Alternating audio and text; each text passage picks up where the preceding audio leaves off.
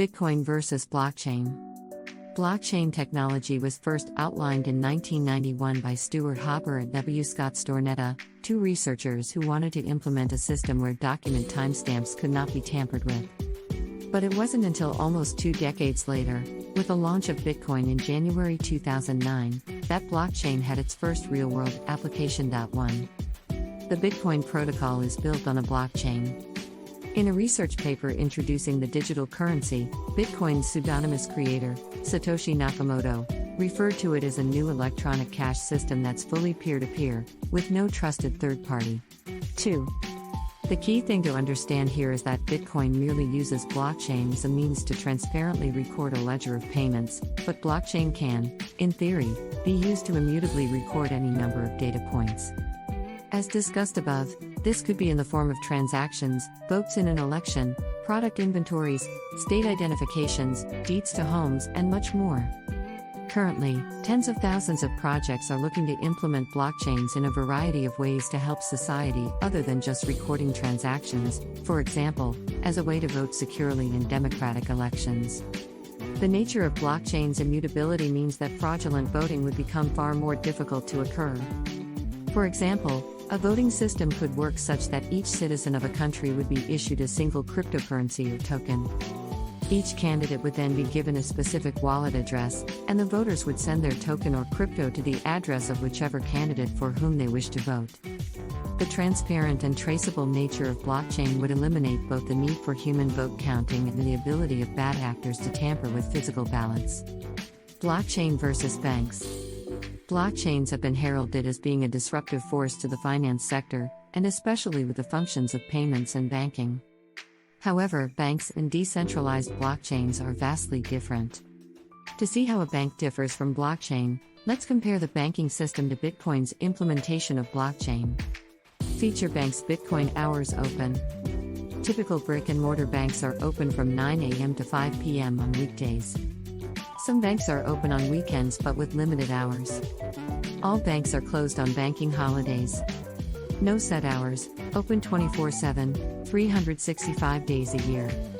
Transaction fees. Card payments. This fee varies based on the card and is not paid by the user directly. Fees are paid to the payment processors by stores and are usually charged per transaction. The effect of this fee can sometimes make the cost of goods and services rise. Checks can cost between $1 and $30 depending on your bank. ACH transfers can cost up to $3 when sending to external accounts. Wire, outgoing domestic wire transfers can cost as much as $25. Outgoing international wire transfers can cost as much as $45. Bitcoin has variable transaction fees determined by miners and users. This fee can range between $0 and $50, but users have the ability to determine how much of a fee they are willing to pay. This creates an open marketplace where if the user sets their fee too low, their transaction may not be processed. Transaction speed. Card payments, 24 to 48 hours. Checks, 24 to 72 hours to clear. ACH, 24 to 48 hours. Wire, within 24 hours unless international bank transfers are typically not processed on weekends or bank holidays. Bitcoin transactions can take as little as 15 minutes, and as much as over an hour depending on network congestion. Know your customer rules. Bank accounts and other banking products require Know Your Customer (KYC) procedures. This means it is legally required for banks to record a customer's identification prior to opening an account.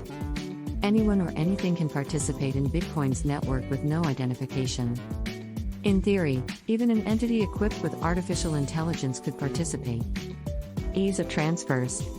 Government-issued identification, a bank account, and a mobile phone are the minimum requirements for digital transfers.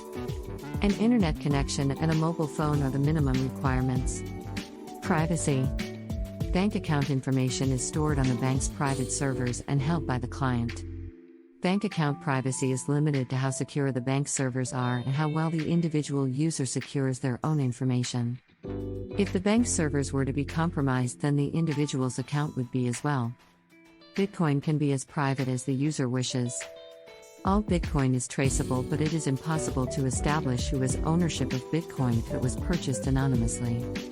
If Bitcoin is purchased on a KYC exchange, then the Bitcoin is directly tied to the holder of the KYC exchange account. Security.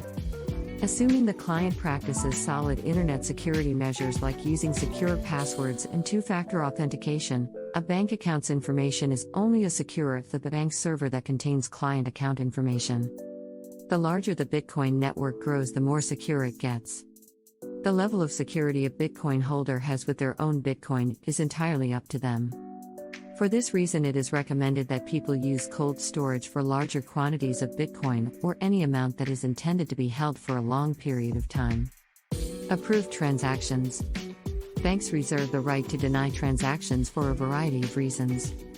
Banks also reserve the right to freeze accounts. If your bank notices purchases in unusual locations or for unusual items, they can be denied. The Bitcoin network itself does not dictate how Bitcoin is used in any shape or form. Users can transact Bitcoin how they see fit, but should also adhere to the guidelines of their country or region. Account seizures. Due to KYC laws, governments can easily track people's bank's accounts and seize the assets within them for a variety of reasons. If Bitcoin is used anonymously, governments would have a hard time tracking it down to seize it. Pros and cons of blockchain. For all of its complexity, blockchain's potential as a decentralized form of record-keeping is almost without limit. From greater user privacy and heightened security to lower processing fees and fewer errors, blockchain technology may very well see applications beyond those outlined above. But there are also some disadvantages. Pros. Improved accuracy by removing human involvement in verification. Cost reductions by eliminating third-party verification. Decentralization makes it harder to tamper with. Transactions are secure, private, and efficient. Transparent technology. Provides a banking alternative and a way to secure personal information for citizens of countries with unstable or underdeveloped governments. Cons. Significant technology cost associated with mining Bitcoin. Low transactions per second. History of use in illicit activities, such as on the dark web. Regulation varies by jurisdiction and remains uncertain. Data storage limitations.